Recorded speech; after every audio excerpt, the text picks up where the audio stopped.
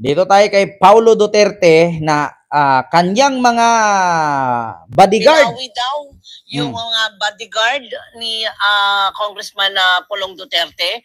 At bakit po meron siyang bodyguard o talaga bang pinoprovide yan bilang kongresista Congressman siya?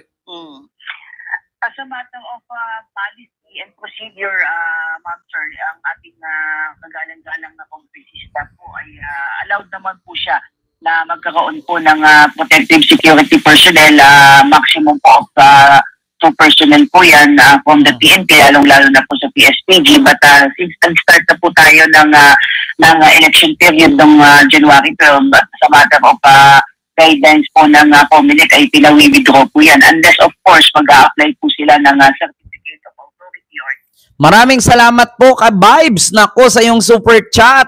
Hala, thank you so much po sa yung 5 Canadian dollar super chat. Thank you so much ka Vibes at kay kay Ma'am Wilma Agaraw sa yung 10 Australian dollar super chat. Happy birthday po, secret viewer. Lagi po akong nanood sa live niyo watching from Australia. Salamat po, Ma'am Wilma. And kay ka-Vibes 143 sa yung super chat. Kent, happy birthday, Yahoo, cute mo. Ay, hindi naman. Thank you so much po. At actually, Sir ka-Vibes, or Ma'am po ba o Sir? Lagi kitang nakikita kay Boss Mike Cervera sa live. Oo, nanonood ako lagi kay Boss Mike, hindi lang ako nagko-comment kasi syempre busy. Happy birthday at maraming salamat. Busog na naman sa palipad. Oo naman. At least hindi tayo fake news. Ay, lady pala. Maraming salamat. And kay Ma'am Marites Mosnin, ako maraming salamat po, Ma'am. Oo. Namumula tayo ha. Naku, kukota tayo nito ngayon. So, yun na mga kababayan, continue natin. Itong kay Pulong. Eto na. extension from COMELEC, ina-allow po silang mag-maintain po ng security detail po.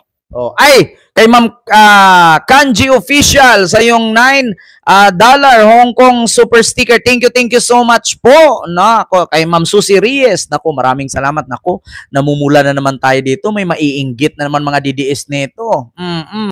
Di ba? Oo. Pero yung dalawang pulis na makaaktong bodyguard, tinanggal ninyo for moonlighting. Yes po sir, napag-alaman po natin na hindi po ito otorisado yung dalawang pulis po at lumalabas po na nagbumunlay po sila ang security detail sa ating pong kongresista. Kaya sila po... Actually mga kababayan, ito pong nagsalita.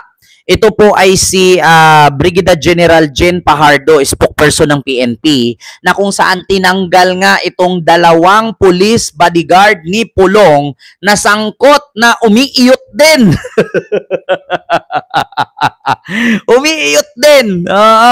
Diba? Ma'am Mari Osta, maraming salamat po sa iyong Canadian dollar super sticker. Thank you so much po, ma'am. Nako, yung mga pa-birthday ninyo sa akin. Nako, thank you so much. Tinatanggal yung mga bodyguard ni Pulong na umiiyot din. Kinasuhan na po natin ng grave neglect of duty at saka yung grave irregularity in the performance of duty. Doon po papasok. Salamat po kay Haploid of UST. Thank you so much po. Doon sa pangalawang paso yung pagsisilbi po nila na security kay Congressman Pulong Duterte po without the proper authority from the COMELEC and of course without the proper clearance from the PNP po. At doon naman po sa isang kaso po na grave neglect of duty ay yung pong nakita po sila doon sa kumakalat po na footage kung saan ay may nakita daw sila na sa kumakalat na footage nga kung saan yung, alam nyo yung mga trabahante sa bar na nagsusulat, nag-inventory na pinaalis, tapos yung isa humaharang dun sa pinto na isinara yung pinto para hindi makalabas yung bugaw at binubugbog ni Pulong. Diba? Yung bugaw. So nakita nga sila doon at yun ay tinanggal. According dito kay Brigadier General Jen Pajardo ng spokesperson ng PNP. Ayan. Continue natin, mga kababayan. Individual si Congressman Pulong, pero nandun po sila mismo, pero wala po silang ginawa para pigilan o arestuhin po yung nagpukumit po ng crime. So kaya nga, so iniimbestigahan nyo rin yun, General? Oo. Yung pananakit na yun, nahanap nyo ba yung video? Ang understanding ko, Sir Alvin, Ma'am Doris, ay nagpadala na po ng subtrena ang CIDG doon po sa individual na nagreklamo at doon po sa may-ari po ng bar kung saan nangyari po yun para makakuha po tayo ng official na kopya po nitong CCTV para po mapaan. Oh, diba? Juvada, maraming salamat po. Oh, ayun, may hawak pala itong PNP ng video at doon nga nakita itong dalawang pulis na kung saan sila naman dapat ang sisita kay Pulong na hindi maganda yan, na hindi mo pwedeng ganituhin, ganyanin kasi nga merong CCTV nakatutok. Aba, sila pa yung humarang na hindi makalabas itong binugbog ni Pulong. Ayun, tanggal sa serbisyo. Sabi ko nga sa inyo ang daming mga DDS na napapahamak sa kagagawa nitong mga Duterte. Kadahalasan naman kasi sa mga DDS, bubo kasi. Hindi na natin maitanggi yan, mga kababayan.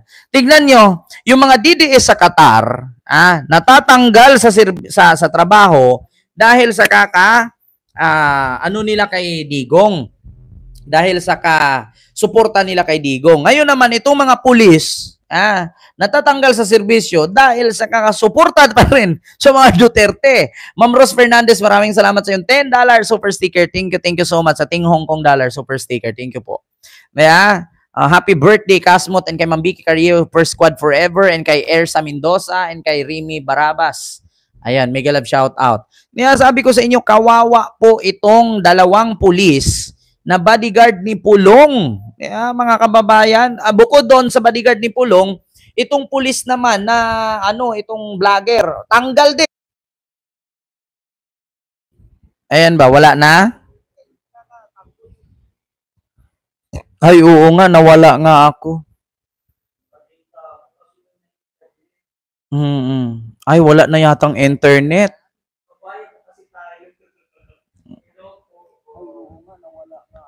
Ayan, balik na. Ayan, nandito ako Okay na. Ayan. Ayan, okay na po ba? Nandito na ako. Ayan, okay na daw mga kababayan. So maraming salamat mga kababayan. Nandito na ako, nakabalik na. So sabi ko nga sa inyo mga kababayan, kawawa po itong mga tao na dinidikitan ng mga Duterte, napapahamak. Yung pulis na vlogger, napapahamak. Yung dalawang pulis na bodyguard ni Pulong, nawala sa pwesto. Yung vlogger na nakinig kay Kitty Duterte, nakasuhan. Yung mga supporter nila sa Qatar na nagrally, na-deport. Tingnan nyo. Pahamak ang dala nitong mga Duterte sa buhay ninyo. Ma'am Arlene, ayan, Ma'am Arlene Pabular, maraming salamat. Ken, pa-shoutout naman sa asawa kong si Jude Anthony Avilgas. At happy birthday, Ken Garcia. Wish you all the best. Maraming salamat po, Ma'am Arlene Pabular. Thank you so much. Di ba? Kaya nga sabi ko sa inyo mga kababayan, yan ang mahirap. Pahamak ang mga Duterte sa buhay nitong mga supporter, bodyguards, police. Ma'am Girly Maria, maraming salamat po. Mamalasin ka talaga kapag dumikit ka sa mga Duterte. Wawa naman kayo mga DDS. Kaya nga, di ba? Tignan nyo, halos lahat ng mga DDS minamalas. Minamalas. Di ba, mga kababayan? Lason. Maraming salamat po. Birthday ko po kahapon. Malas at karma, deserve ng mga DDS. Hilig kasing lumangoy sa dagat ng basura. Sabi ni Half Lloyd of UST. Ayan. Ma'am Arlene, maraming salamat po dyan. Nabulgar na lahat na masamang gawain. Salamat sa Diyos. Nakaglo na. Nakaglo na. Pamilyang Halimaw, sabi ni Alonli TV. Di ba? Sunod tayo mga kababayan. Diyan kay Pulong, kita nyo naman, yung dalawang pulis, tinanggal, bodyguard niya. Congressman Pulong habang sinasaktan po niya yung tao po at yung pangalawa nga po, sisilbi nga po na security without proper clearance po the authorities po. So, Ah. po itong dalawang kaso po na ito at maliban po doon ay nakapagsabihin na po ang Davao City Police Office Regional Headquarters po ng Police Regional Office 11 at tumatakbo na po yung kanilang pre-charge investigation. Oo. So yung pakay nyo pala ay para sa mga pulis na nandoon, hindi para sa congressman. Yes po sir, Iba pala. Ang kinasuhan ng mga pulis nito nila General Jean Fajardo ay yung mga pulis na bodyguard ni Pulong. At yung kay Pulong naman, ang nagkaso, yung taong binugbog niya. So, kawawa nga yung mga pulis na sangkot dito. Kasi napanood naman nila kung paano bugbugin ni Pulong, wala silang aksyon na ginagawa. Oo, so ito palang tinututukan ng mga pulis nitong Regional 11 ay yung mga pulis na bodyguard ni Pulong. Pero ang kay Pulong, ang nagkaso sa DOJ ay yung lalaki na binugbog niya, yung bugaw di umano.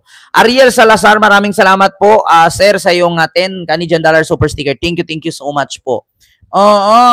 So, yun pala. Oo, sabi kasi dito ni Alvin El Chico at ni Doris Bigornia, parallel daw di itong kaso ni Pulong. Hindi pala kay Pulong itong kinaso ng mga kapulisan, kundi ang pulis na bodyguard niya ang kinasuhan na dalawang kaso na kung saan ay yung pag hindi tinupad ang kanilang trabaho na dapat namugbog si Pulong, dapat si Pulong ang inaresto nila. Bagkos, hinayaan lang nila ito.